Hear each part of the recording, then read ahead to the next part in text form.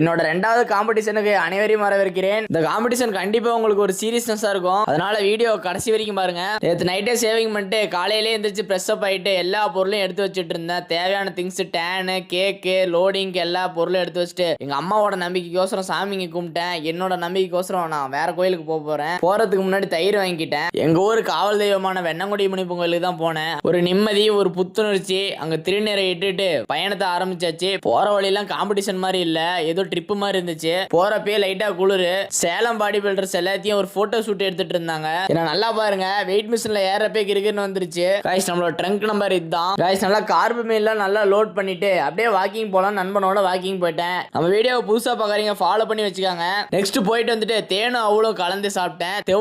தெவிட்டுச்சு guys. தண்ணி குடிக்கலாம் தோணுச்சு, பட் தூங்கிட்டேன். காய்ஸ் வீடியோ பார்க்குற எல்லாருக்கும் ஒன்று சொல்லி விரும்புறேன். உங்களுக்கே தெரியும் நான் காலேஜ் போயிட்டு ஒர்க் போயிட்டு இதை பண்ணிட்டு இருக்கேன்ட்டு. அதனால என்னால சரியா கான்சென்ட்ரேட் பண்ண முடியல. ஒரு வருத்தமான நிகழ்வு. நான் பிளேஸ் பண்ணல காய்ஸ்.